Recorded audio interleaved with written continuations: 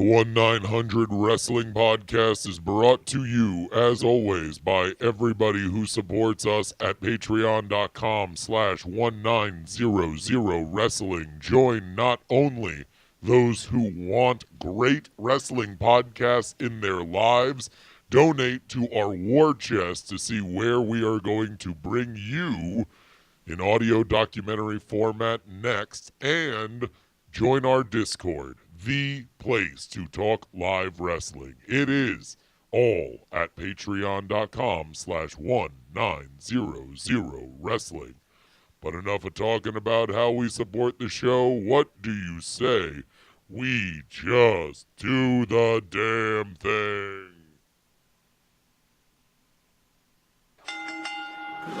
I want you to call me for all of wrestling's latest news and views. I've been around in wrestling for 35 years, and nobody knows wrestling like me. Remember the number 1-900 Wrestling. Stupid idiots. They call me Hara. If you smell what the Rock is cooking. Ladies and Gentlemen, welcome to the 1-900 Wrestling Podcast. My name is Justin Robert Young. Joining me, as always, to answer the most burning questions in the wrestling internet, it is Willie Dills Gregory. I thought we had a new co-host there for a second. I know. Deep voiced Justin Robert Young. Yeah, exactly. Well, you know, we got all these. We got all these fun with electronics. I know. I get it. we have our Kylo Ren one, and we have our deep voice. Then we have our really high voice. Yeah, no, the new VT3 by Roland has transformed not only my voice but also all the podcasts that I do, because I'm a child and I can't help but busy myself with shiny objects. However, there were not one but two shiny objects hanging above the ring last night in St. Louis for Money in the Bank men's and women's Money in the Bank matches. Let's go ahead and start things off. But, of course, on 1-900 Wrestling, we bring you the best sound of the wrestling week. And this week, it is...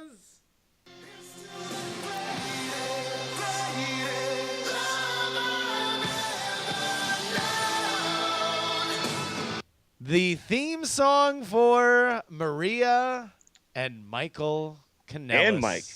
Yeah. Maria and Michael Kanellis making their debuts last night. But she is not the woman that I want to talk about. Rather, it is all the women that were in the women's Money in the Bank match, built as historic, opened the show. They gave it the big package of a solid 5-6 minute evolution of women's wrestling, and finally we are here at a point where we can have the first women's Money in the Bank, and then it is won based on interference By a man. A man actually climbed the ladder too. That's the big hog, James Ellsworth. Hogger got on up there, unhooked the briefcase from the top of the ladder, and tossed it down to his boo, his girl who is a friend, Carmella. Yes. Now, okay, there's a lot of stuff about this that does bother me. Let me just ask you this: Sure. Is it bullshit, properly booked bullshit, or just dumb? You have three options. It's just dumb, dude. It's just dumb. Now, it does further characters, yes. So if that's the whole idea here, that's the point. They furthered some characters, great. That being said, it's like, to have James Ellsworth actually climb the ladder, I would have liked to have seen some interference potentially, some stuff happen there, but come on, let the damn women climb the ladder and actually unhook the thing. It reeks to me of Vince just, I don't even know, just being like, oh no, they can't actually climb. They won't reach it. They're just women. Well, you know, she's gonna mess it up when she gets to the top. She won't be able to unhook it. It's gonna be a mess. Yep. I mean, come on, pal. You ever seen a woman trying to change a light bulb? They're never able to get up there. Oh my God. It was okay. On the same pay-per-view that we empowered women by Yes. having apparently it being a thing now where Mike's last name is his wife's last name. We also have the same in the same pay-per-view a man climbed the first ever women's all right, Money in the Bank ladder. So let's go ahead and break down. I think a lot of the stuff that was really, really well done on the show that I think wound up playing against that finish. Number one, Sure. you had probably the best performance of a lot of the undercard women in that match. Like Tamina looked really, really good. Carmella looked good. Natalya always looks good, but she's kind of a known quantity at this point. But you got great performances by Charlotte and great performances by Becky. This was. I mean, it was a good match. Yeah. Yeah, I think it was because they put on such a great match that I started getting angry text messages. Our friend of the podcast, Katie and her husband James, who we hung out with before and after WrestleMania. Yep. I'm just gonna go ahead and read some of the angry. Yeah, let me hear like a female's hot take on this because I can only speak. All right, so I'm just gonna. I have not cleared this with her, so she could be mad at me if she's upset. But here we go. I'm so mad about this Money in the Bank. Way to alienate the 3% of women fans that you have. So fucking stupid. A kick-ass match completely thrown away. That's how you want to end the first women's Money in the Bank. I'm so mad.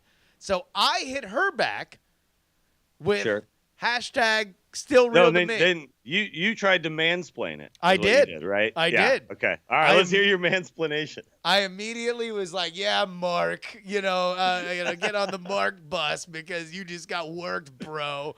That's the whole point." Nice. So, she. And then you spread your legs, burped, and cracked a beer, right? Yeah. 1 step forward, 10 steps back. So here's where I wound up turning my opinion. Number one, to that point, because of scheduling, I had not watched the match. I knew the ending. I had not watched the match. I had not watched the build. Watched it go down, sure. So I sat down and watched it with Ashley, my wife, who is familiar with wrestling, but not exactly. She finds all of them boring. That's her favorite thing. She likes to call people boring, right? Yeah, sure. So we watched the entire match, and she was very upset by it to the point where I'm like, all right, maybe I'm looking at this in the wrong direction because you're looking at it as a wrestling fan, sure, and not concerned at all about gender equality issues. You're just like, oh yeah, it's a wrestling match with a wonky finish. I've seen that before. I've seen it before, right? I'll see it again. Sure. There's a million different times that somebody comes in, a significant other comes in and ruins things. Talking about Maria and Mike Kanellis, I am sure we are in for a solid 6 months to a year of them interfering in each other's matches and scoring victories they don't deserve. Yes. Right? Yes. But all that aside, because I think both of us probably, that was because I didn't feel rage inside. Yeah. Right. And then I went on the internet, but I did recognize the irony of it. But I also think there is something to be said for the fact that they made a big deal about how this is a historical thing. This is the first ever women's Money in the Bank ladder match.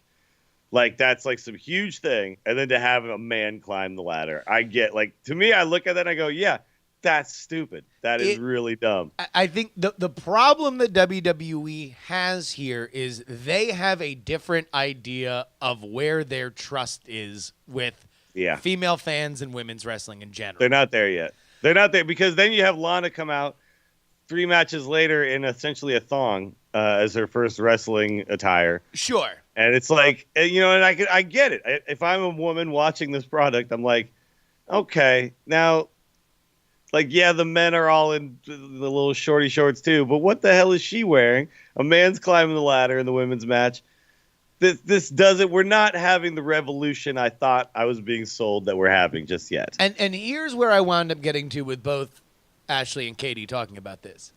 is they didn't care if it was Dana Brooke climbing the ladder and stealing it for Carmella, and they Sure. wouldn't have cared about it if this was the second women's Money in the Bank match that Ellsworth interferes in. Yeah, it was It's- historical. It's Yeah. literally like you told us for a 10-minute package where you name-checked every women's wrestler ever. Yeah, they to- showed like Mae Young and Mae stuff. Yeah, like Young it was. and, Bull Nakano and Yeah. like just every women's wrestler who's ever laced up a pair of boots to say, now we have finally come to this point, ultimately to have it be Lucy pulling the football back like right at the last minute. Like, psych, no, we're not gonna let somebody cheat to win and climb up herself. It is just that idea that a man had to do it. And I understand where it's building heat. Now you want to see it. So let's go ahead and get into my second question. I here. mean, maybe there's a big payoff that we haven't gotten to. You know what I mean? That's the thing. Like, I think we can all recognize why it would be an issue for someone who looks at it like that, right? But I think me and you are both wrestling fans where we're like, this is not the end of this story. well, She sure. now has the briefcase, right? And it was not and also, her who climbed the ladder. That's also, part of the story now. I don't think it's beyond us to do another Money in the Bank match on SmackDown. I think Yeah. that now you're teasing Daniel Bryan, his big return. He's upset with what happened in the match, so we might get some other version of it. But let me ask you this.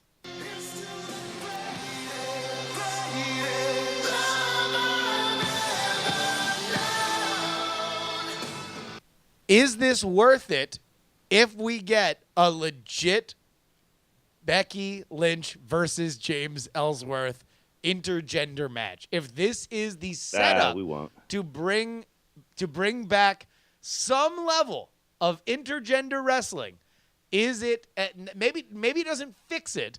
Is it something that we are happy happened? No.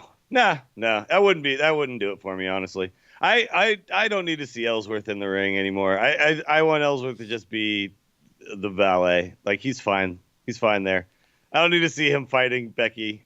That doesn't interest me at all. By the way, the intergender thing is just never going to happen again in WWE. They're not even going to approach the idea of a man hitting a woman on their television set.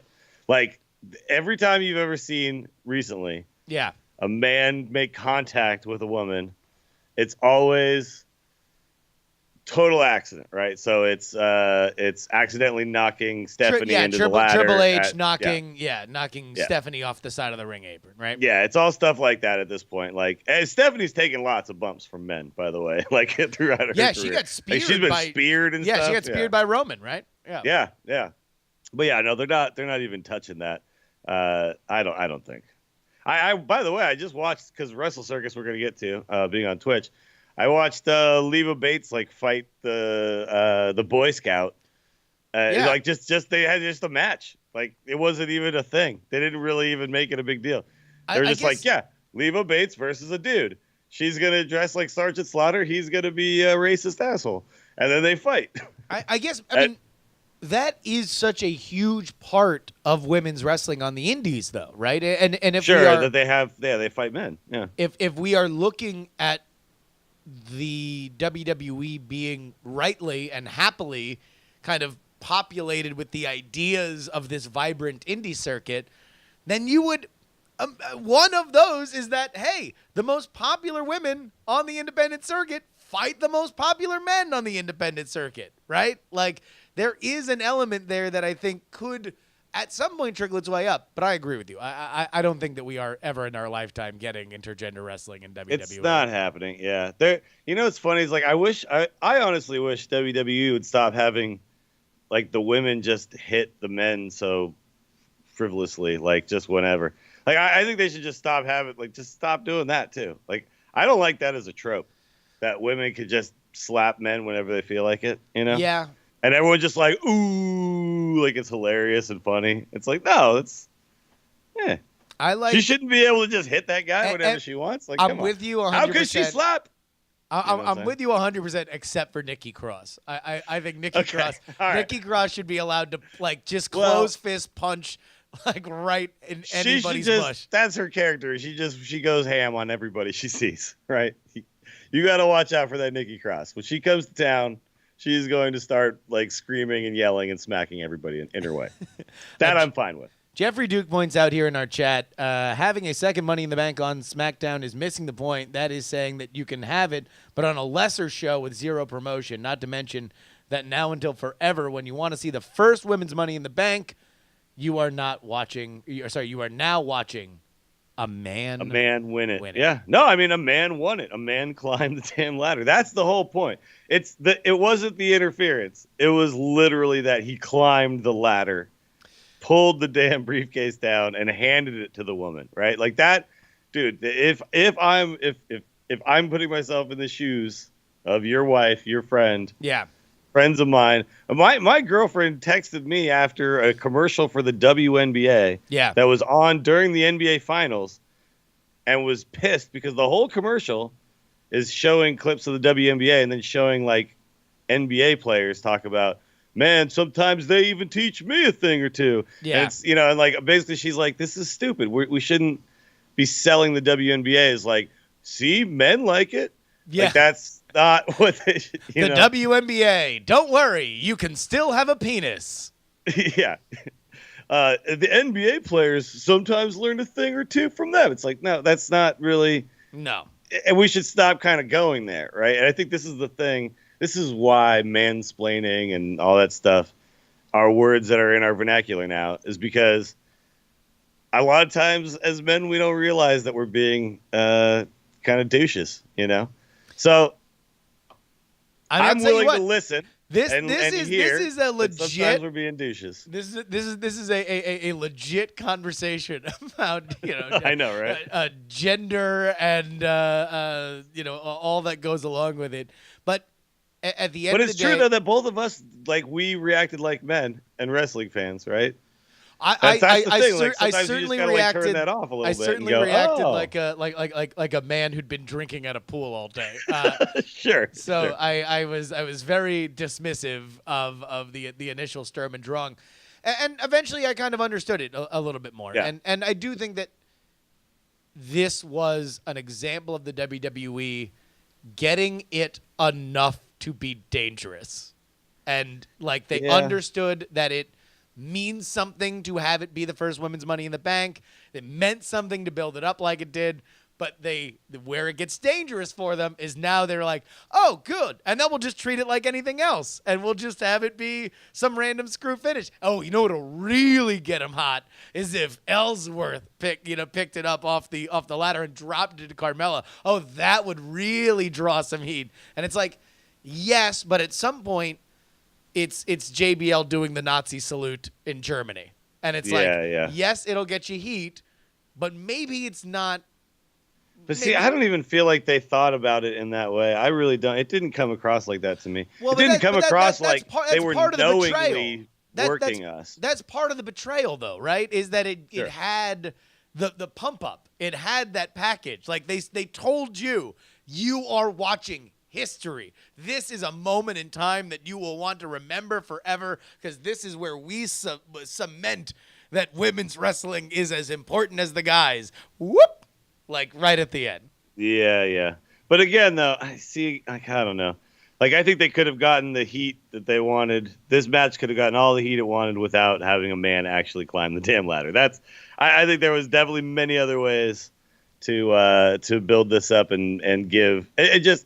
Like, to me, it's like there had to be, like, Stephanie had to be like, is this really a good idea? Like, some other women in the back had to be saying, I don't know about all this. There might be a better way to go about this. And I think your friend is right, like, alienating the small percentage of women who show up, who, by the way, show up and are completely outnumbered and have to feel a little awkward when there's just a sea of dudes. And then, like, when they're, like, you've left a wrestling event, right? Mm-hmm. It's a cluster F, right? You're, like, all crunched together. Now, imagine being, like, a woman surrounded by a bunch of drunk, sweaty, maybe overweight sometimes dudes. Hey, what? Yeah. Pushing themselves around. And, like, you're you're one of very few, right? I don't know. Like that to me, it's like the Wonder Woman thing in Austin, which was a whole nother big thing. I was like, maybe women just want to go see a movie by themselves because that they're not the 1% in the movie theater for once. Like I think that should be fine. Well, I agree. And that concludes this episode of 1-900 Intersectional Third Wave Feminism.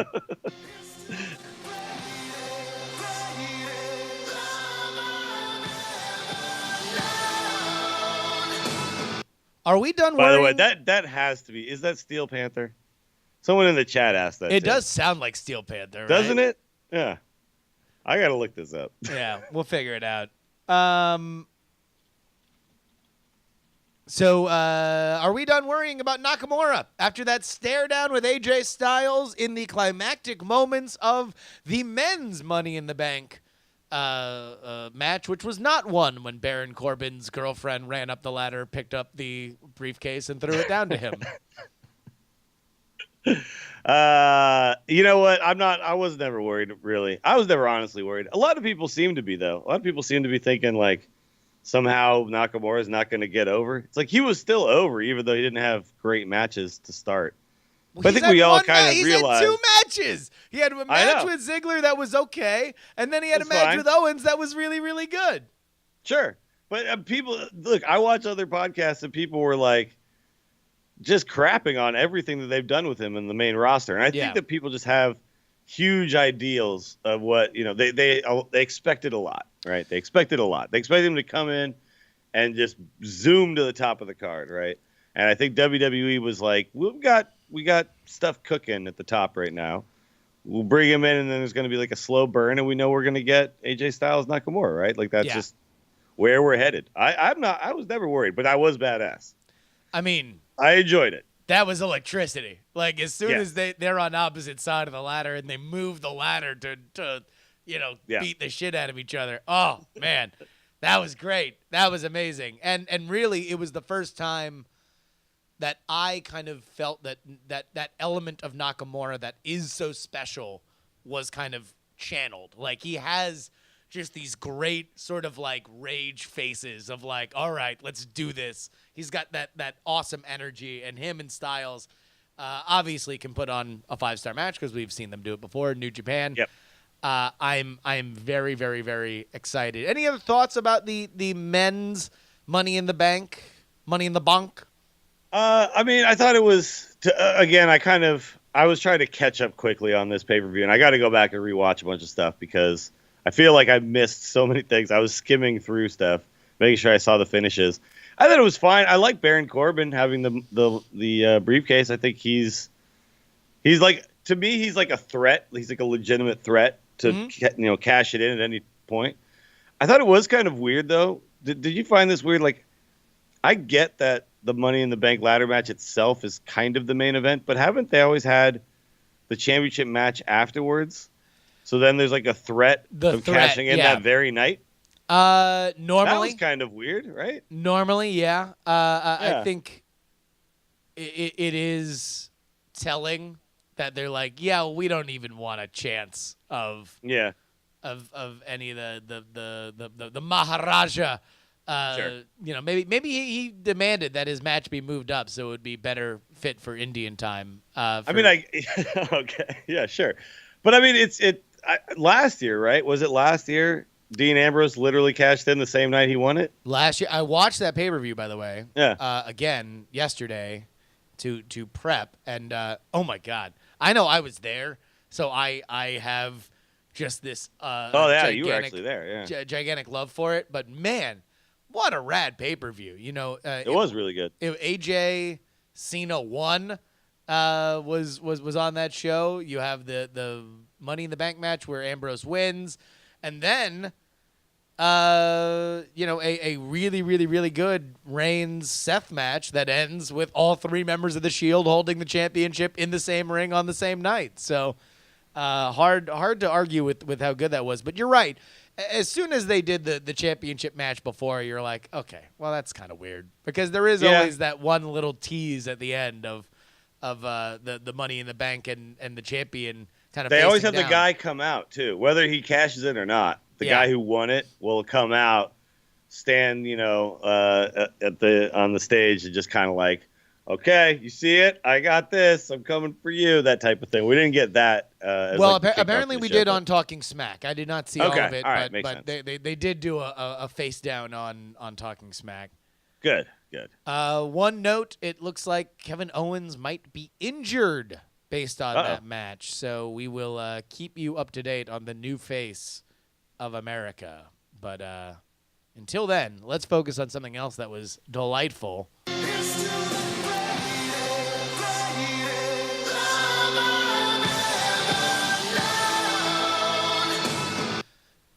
This isn't on our sheet, but I'm just going to ask you because a lot of people didn't know it in the Reddit/r/squared circle subreddit today. Xavier Woods played Mask Off to distract the Usos. Do you understand that sentence? Wait, what? Xavier Woods played Mask Off? Yeah. I'm going to take that as a no. Are you talking about he played it on his trombone? He played the tune for Mask Off.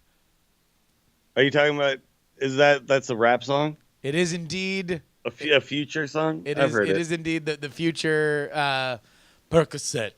Molly Percocet. That's what he was playing. I remember the trombone bit.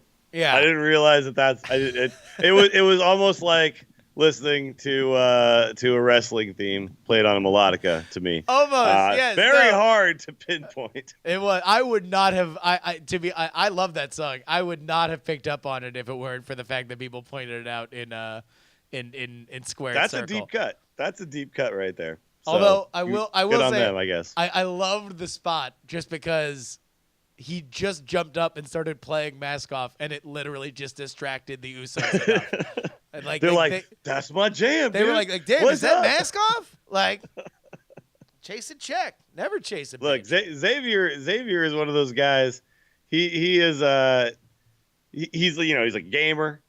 He's an educated man with many a degree. Yeah. Professional wrestler. Uh-huh. He's just a modern day Renaissance man, and he knows Mask Off by Future. Apparently, I'll he tell can you play what, it on a trombone. The kind of guy who'd do literally anything for a friend. Yep. As we've seen. Here's some more tag team news. The Fashion Police, Breezango, got a win last night. Sure, it was against the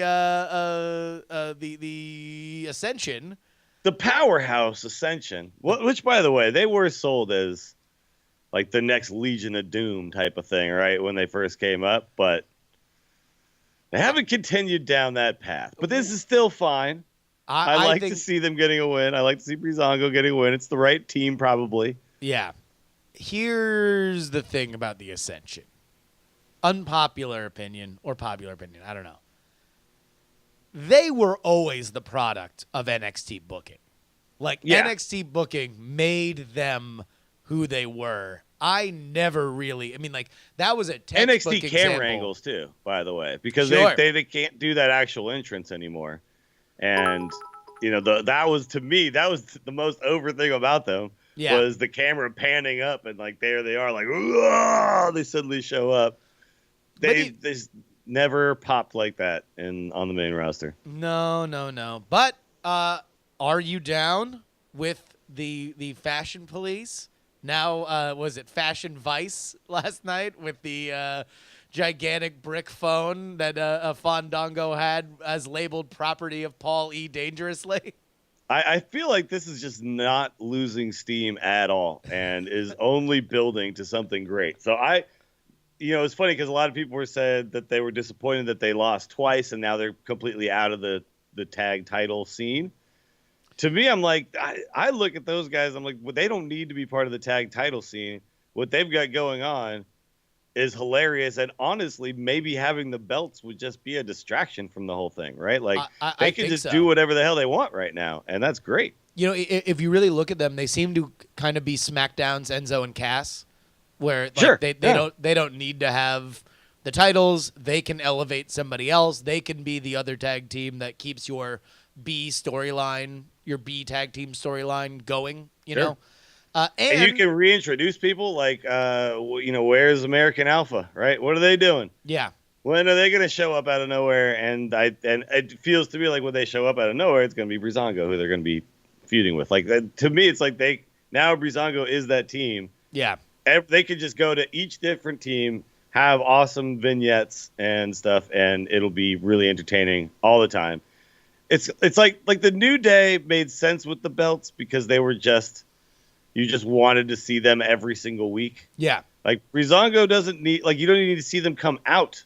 You just need the bit. Like, just give me the backstage bits. That's all I really need from them. That's better than anything else that's on SmackDown right now. I really, really love that this tag team division, I think, is better for the New Day just because their humor meshes well with the Usos and what they're doing. And, like, Breezango, which is dumb, like, weird, totally on Mars kind of comedy as opposed to, like, just doing the dozens like the New Day does, which is great, and it's over, and it's amazing, and I love them, but it's always cringeworthy whenever somebody who's not as funny as the New Day tries to, like, trade barbs with them because they just melt, you know? Yeah, New Day versus the Club was it was, like, very clear, like, which team was funny, and I actually think that those guys are pretty funny. Oh, those guys are really funny, but they can't. Yeah. But, you know, unfortunately, but compared to, suddenly it didn't work. They haven't taken the handcuffs on Gallows so he can sing "Daddy was a fall down man" on True. Raw. You know, they let him say "hot Asian wife" a few times, but yeah. Oh yeah, for Carl, they who, put by a sock the way, in that one pretty quick. That was another favorite part of wrestling Twitter last night was everybody alerting Carl Anderson that Maria was back in the same company as he was. Yeah.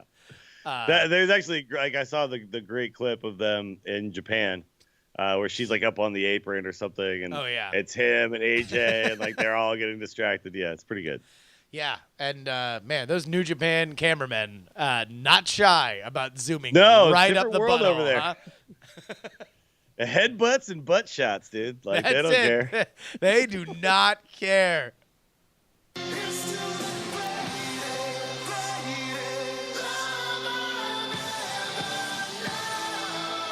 Cheap thrills, dick pills. Daddy was a fall down man. Let's go ahead and slip down the card here and talk about Wrestle Circus on Twitch. We spoke about you going to Wrestle Circus a couple weeks ago. This week, they made a little stir on the internet, revealing that they would now be moving fully into a Twitch business model, meaning that the traditional iPay-per-view structure that a lot of indies use is going to go the way of the dodo in favor of trying to monetize their audience more directly on the Twitch platform.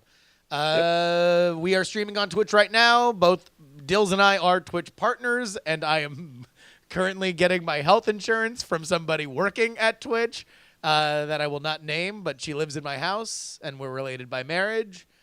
So, obviously, I think we're going to give a pro-Twitch rendition of this, but if we are going to if we're going to discuss it as honestly as possible, is this a good move? Well, that's yet to be determined. It feels good. Like you said, we're a little biased, I think. Yeah. But I was in there the first night. I shot him. I tweeted it out. There was about 50 people in there. After I tweeted it, jumped up to about 80, 85, but that didn't really stick for very long. Yeah. It's currently sitting right now. Like, they've basically just been like 24/7 playing their old stuff, which I'm not sure is the best way to go about it.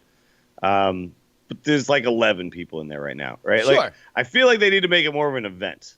And right now, I think they're just kind of like, just throw everything on and just let it play on loop or something. Yeah. So I think that they're learning. We're all learning. But it is like the first indie that just said, hey, let's do it. Like, let's just see what happens. And that to me is a positive. We haven't seen yet what it actually looks like when they have a live event and they're streaming it live. Yeah. Right? Like, that I think is that's going to be the big tester. If on Saturday, when I will actually be there, if on Saturday I'm like at the show with my phone out and watching Twitch chat during the show because it's interesting to me that there are people on Twitch watching live and they get 500 people watching or something like that, right? Yeah. Then I think we're going to go, okay, this is real. They can get partnered. They can start selling subs. People can donate during shows. The announcers could be thanking subs and donations in between matches and stuff. Like, there's so many great ways this could go. Just not sure that they understand exactly how the whole thing works yet. So, I would get that sense watching their product that they this is them feeling around, but you know, it helps to understand kind of where this came from. YouTube has become more and more hostile to wrestling, and previously there are two ways that independent wrestling promotions make money outside of selling tickets to live events, and that is iPay-per-view and YouTube. That's how you've seen, you know, that is the broadcast medium of the era. If YouTube's more hostile, then Twitch makes a lot of sense. Just off the top of my head, here are things that I think an independent wrestling promotion could benefit greatly from. Any kind of live audience that is engaged with your product as it happens is more likely to buy merch. I think it is tremendously helpful for a lot of these independent wrestlers to be able to plug their pro wrestling tees, sites during matches, having that as a part of the chat. I am very curious to see where the kind of bit culture goes when it comes to big matches that everybody likes.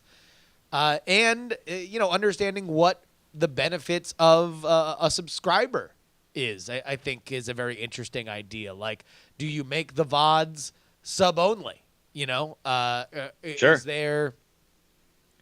Is there a room to greatly benefit people who want to support your project? Because I think right now, there is a lot of goodwill for these indie promotions that they're not taking advantage of.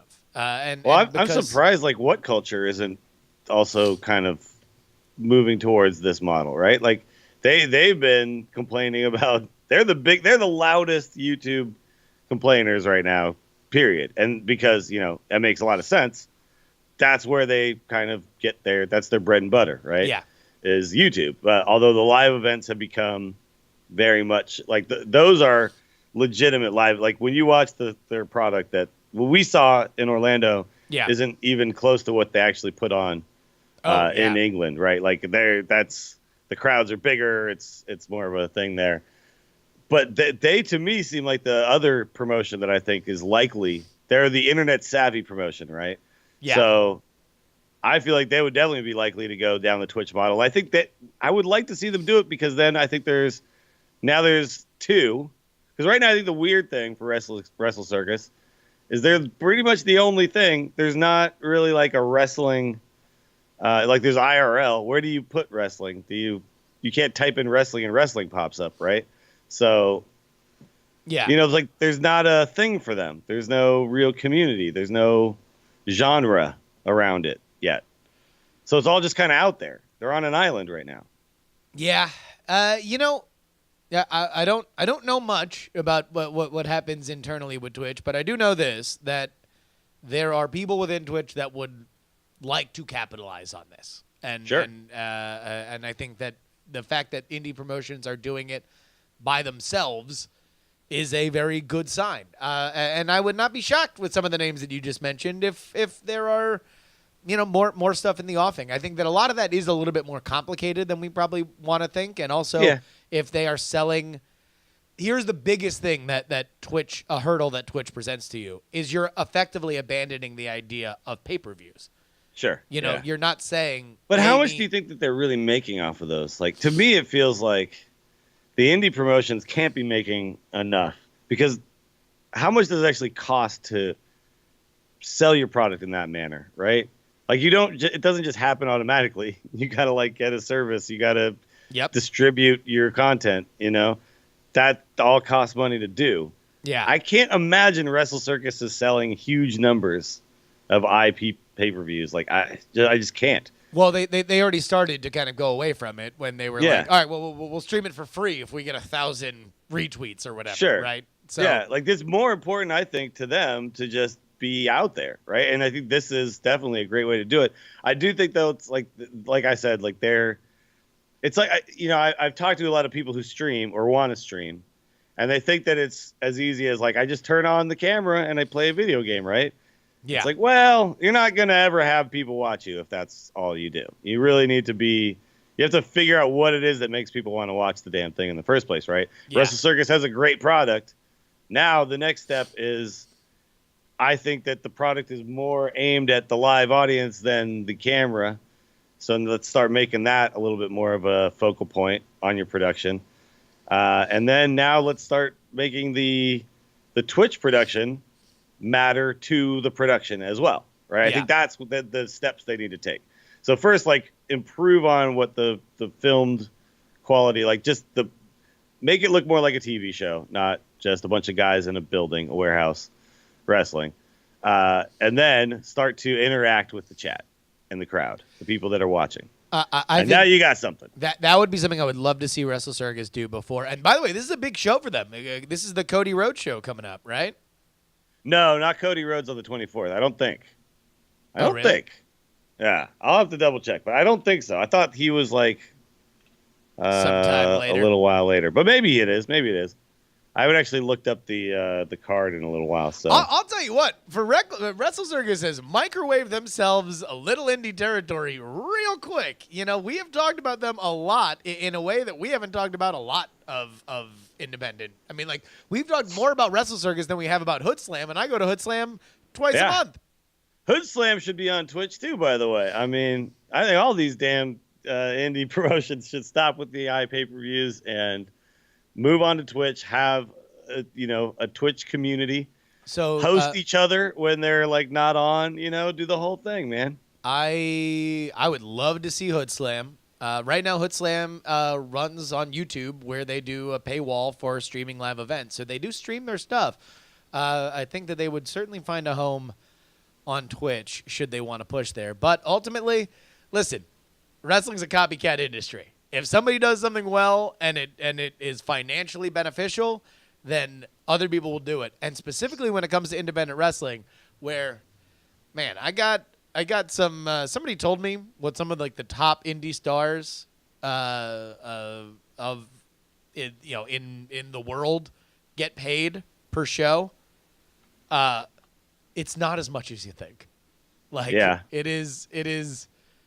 Travel is far more of a financial burden than what they are getting paid to be there. So if you can create a channel that generates hundreds of dollars, not thousands, hundreds of dollars, you would significantly change the balance sheet of an independent wrestling promotion. Okay. Which I think is something that is really interesting. All right, let's get into a few final topics.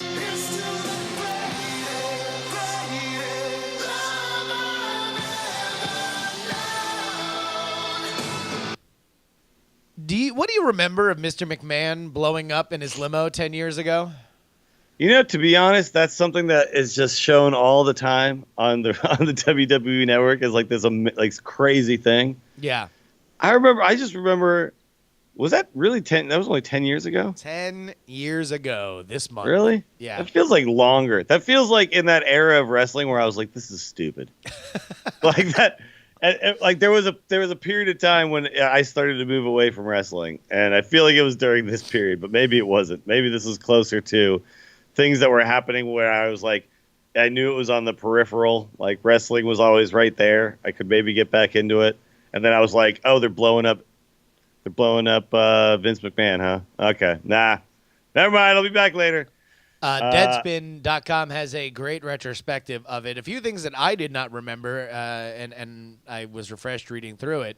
Number one, this happened less than 24 hours after The Sopranos ended. So this was their way of capitalizing on big cliffhanger heat, right?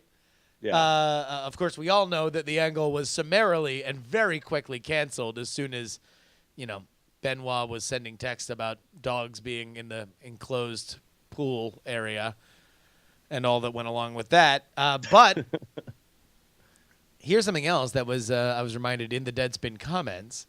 According to an interview that Triple H did with the Opie and Anthony radio program, a certain business titan and friend of Vince McMahon called the office the next day to make sure that Vince was all right. That man is the 45th president of the United States, Donald J. Trump. Donald J. Trump is a mark?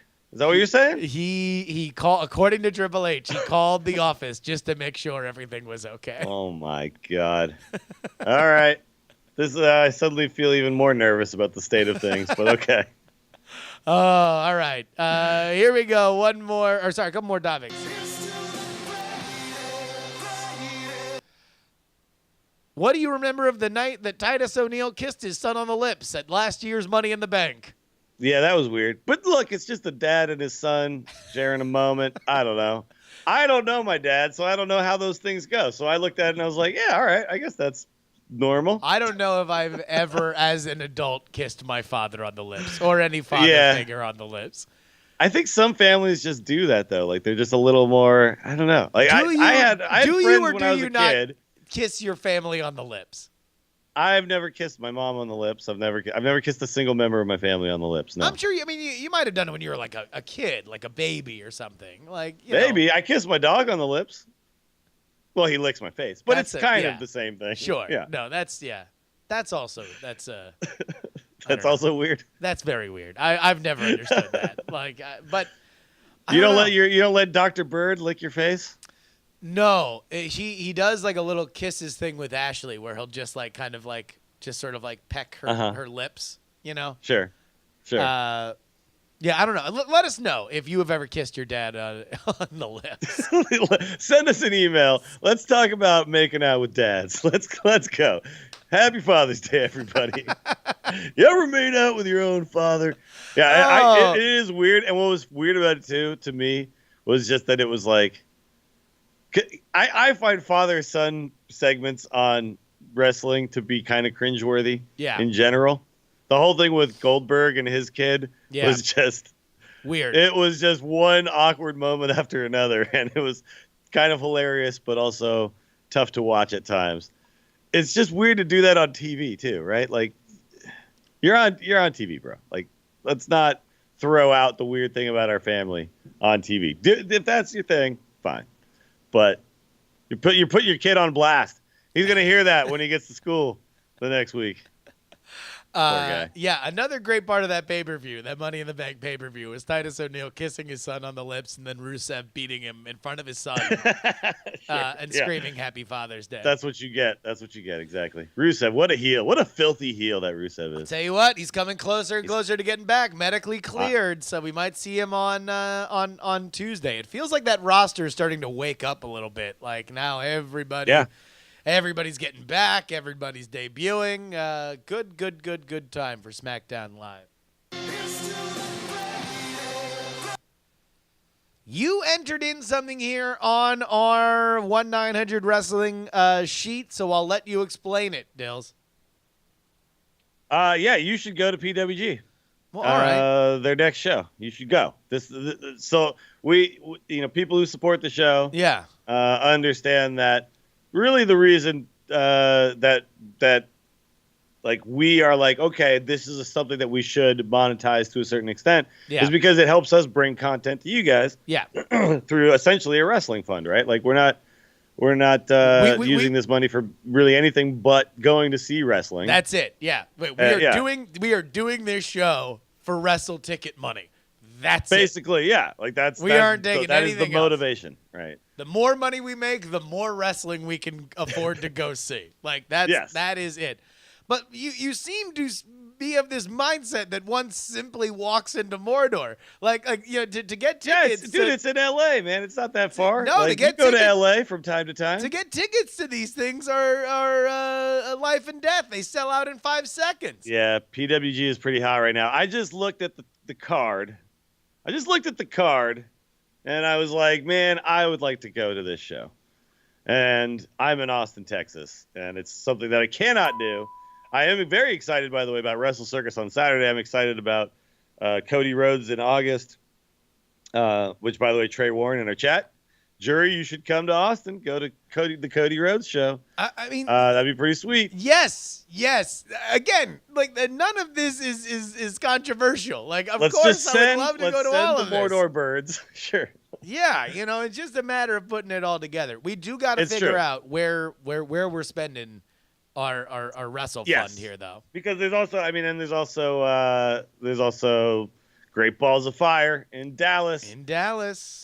I'll tell you what. Like ringside seats are fairly cheap for a pay-per-view for that show. So, but okay, let me just tell me if this isn't the show you would want to go see. Okay, yeah. You got Trent Leo Rush. It's gonna be a good match. Ray Phoenix, Keith Lee. Yeah, Keith Lee is my guy. Yeah. You got Sami Callihan, David J. Christ, Shane Strickland, Jason Cade, and Desmond Xavier. That's a 6-man tag. It's gonna be a lot of fun. Ricochet, Trevor Lee. Gonna be another good one. Yeah. Michael Elgin, Big Mike, Brian Cage versus the Young Bucks. And then you got your title match, Zack Sabre Jr. versus Chuck Taylor. That's going to be another good one. But then you also have the debut on PWG of Sammy Guevara with Ray Horace opening the entire card. And Sammy Guevara is he's Mr. Wrestle Circus. Yeah. And he's also somebody we talked about on the show recently that I pointed out that he's vlogging his journey as an independent wrestler. Everyone should go check it out. And that's just, look at that. That's a good ass card, man. I just wish I could go see that. Oh my God. That's No, all. without a doubt. I will go see a BWG show at some point. It's just a matter of, in fact, somebody who's good at building them bots where you can just buy your tickets with the use of computer chicanery. Hit me up because I definitely need some sort of inside track help to buy PWG tickets, because apparently just sitting there with your credit card next to you is not enough anymore. It's that hot of a ticket, huh? I actually haven't tried to do it before. Oh, so. no. It's like getting tickets to BlizzCon. Blink and you miss it. And oh my God. Especially if you want to get good seats. You know? That's crazy. Well, hopefully one of these days both of us will make it over there at the same time, because we will. I'd love to check that out. It's a cool wrestling promotion for people who don't know, because I think maybe some people listening to our show aren't as caught up on the indies and stuff, and I definitely wasn't. I've begun to get more and more familiar, but they're like run by wrestlers essentially, right? Yeah, I believe even Joey Ryan was like one of the founders. Like they basically are a bunch of wrestlers put together this promotion just because they wanted to. I believe it is Super Dragon who books the show. All right, let's go ahead and get to the most popular part of the program, and that is the Melodica Challenge. Let's go ahead and play last week's, which I forgot to put up. No, sorry, wrong one. Here we go. This is last week's.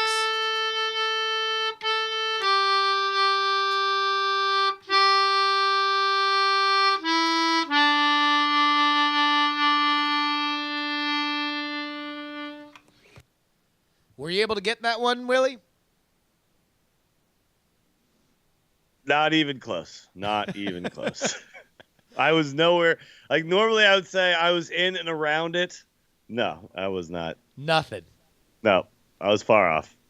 Well, I'll tell you what. That would be the Irish brawler, Finlay. Really? Oh. Well, now that makes sense. Okay. All right, let's go ahead and get to this week's Melodica Challenge.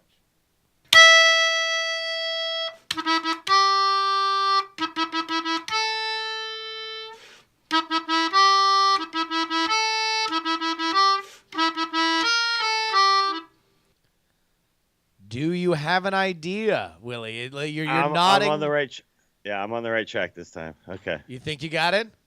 Yeah, I think I got it. All right. Well, if you think you got it, then go ahead and hit us up on Twitter at Willie Dills and at Justin R. Young. You can always email the show, justinrobertyoung@gmail.com. Put wrestling in the subject line. Or if you want to request a theme for the next batch of Melodica Challenges, then go ahead and hit up the artist behind them. The artist known as Trey Warren, at Trey Warren on Twitter is where he is. He'll be happy to put your suggestion in the hopper for the next batch, which will be recorded very soon because we're coming to the end of these we're ones getting close. here. By the way, Trey Warren also just posted the Wrestle Circus card that I will be at this Saturday. And I'm bringing 2 non-wrestling fans to this show. Really? So I'm hoping that this thing really delivers. But Brian Cage, Sammy Guevara looks like that's the main event, I guess. But we got Adam Cole, baby. Oh, wow. Britt Baker, Sammy Callahan, Jessica Havoc, Gorillas of Destiny versus Roppongi Vice. Wow. Scorpio Sky versus Jeff Cobb, Rachel Ellering versus Maya Yim. I don't know anything about her. Ellering is Paul Ellering's daughter, by the way. She's the Lady of the Ring champion there. Red Dragon Lucha Bros, John Morrison versus Luchasaurus. I don't know what the hell that is. And then some sort of open invite championship match. Joey Ryan, Jason Cade, bunch of names. Wow. Leva Bates. Oh, it's going to be intergender. Okay, well. I mean, that sounds like a hell of a Looking card. good. That sounds like something that you'd be happy to flip on twitch.tv/Wrestle Circus for. That will be the first time that they stream it. I really can't underline, I think, how much this could do for indie wrestling. I think that it is long been something that they are good bedfellows for. I'm going to keep supporting it and keep retweeting it. I encourage everybody who listens to this show on Saturday when it's on, whether you can watch it or not, go to your Twitter, no matter how many followers you have, and just shoot them. Like, let's see if we can get a little something going, a little forward momentum, right? Because I think it would help everybody if this thing actually does well. So, call to action. Boom. Come on, 900 baby. wrestling fans, let's go. Aside from wrestling, what do you got going on this week, Willie Dills? Mostly just a lot of streaming and whatnot. I'm at 3 stars, rank 1, so just a couple away from old legend. So tonight might be the big. I'll probably just do that tonight. Play a little shaman with some bloodlust in there and just run people over. Should be fun. So check that out, twitch.tv/Willie Dills. That's pretty much the biggest thing going on. Oh, if you're an Angry Chicken fan. Mm-hmm. And you're also a patron of the Angry Chicken, ooh, then go check it out because Taco will be opening up to all patrons this week and then all non-patrons towards the end of the week. But the Taco will be happening on the 25th, Sunday the 25th. Also, if you are going to the Nerdtacular convention, do you know that you're doing a live show, a live taco or a live Angry Chicken at Nerdtacular? No, I was talking to Jocelyn and Garrett about this. Like, there's like really nothing outside of the main room, right? And the Frog Pants All Stars stuff. Based on the emails that I've been a part of, it looks like they have set aside a room for you guys. Really? Okay. Well, yeah. Okay. Because literally like a week ago, we were like, I guess there's nothing. No, you're. All of this has felt very like, considering it's the last one, all of it has felt very, to me anyway, like I have no idea what's happening. I am breaking news. I am breaking news to you. I have been a part of emails that apparently you have not been made aware of, but it looks like it's definitely happening. All right, well that's good. So you will be able to see the Angry Chicken live at Nerdtacular. Okay, that about wraps it up for us. Again, Justin R. Young on Twitter, justinryoung.tv if you want to find my Twitch channel, and go come see me wherever I am streaming, whenever I'm streaming. I'm streaming all the time. I love you guys. I don't know what I'm talking about. That about wraps it up for this edition. People. Watch them. Yeah. That about wraps up for this edition of 1-900 Wrestling. For Willie Dills Gregory, I'm Justin Robert Young. Be dialing! I want you to call me for all of wrestling's latest news and views. I've been around in wrestling for 35 years, and nobody knows wrestling like me. Remember the number 900 Wrestling! Stupid idiots. They call me Hara. If you smell what the Rock is cooking. Diamond Club hopes you have enjoyed this program.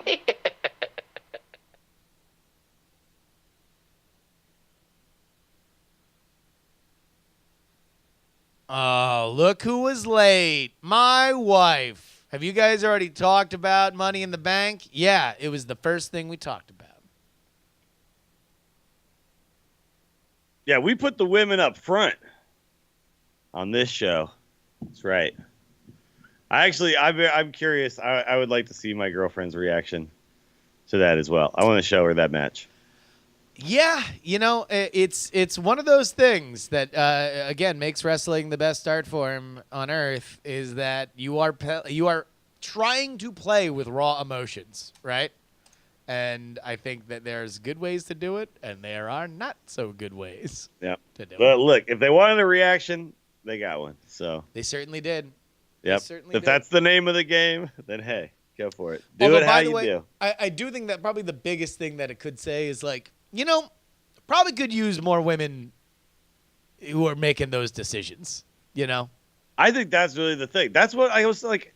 I can't believe there wasn't a woman backstage. Like, yo, let's not do that. It's like, yeah, I know, I get it. I get what you're going for, but Yeah. like maybe save that for the second women's Money in the Bank match. You know? or just have her climb up and get it. Yeah. Like Have him come in and like push some other girl off of the apron or something. Have him interfere, and then she climbs up the ladder. Like that. Better ways to do it. Better ways to do it. That's all I'm saying. It's raw like emotions or SmackDown emotions. Stop it. Stop it. It's like that's the problem with it, is the historical nature of it, right? It's like, you remember when like Babe Ruth was getting to the end of his career, and he would hit a home run, and he'd run to first, and they'd have a guy run the rest of the bases for him. That was fine because it's Babe Ruth. It's the end of his career, right? Yeah. Like, we're just trying to do this to keep Babe Ruth around. Now imagine Jackie Robinson comes to the big leagues. Yeah. They put him in as the leadoff hitter. He hits the ball. As soon as he gets to first base, a white guy starts running the rest of the bases. That's like kind of what it felt like a little bit. It's like we probably didn't need to do it that way. Yeah, it felt like one of those things where it was definitely like, oh no, yeah, like this is just like anything else. It's like no, but it's not. I know, as wrestling fans, yeah. But see, yeah, we got to remember sometimes, like, we're just like, oh, look at that. It's a dusty finish.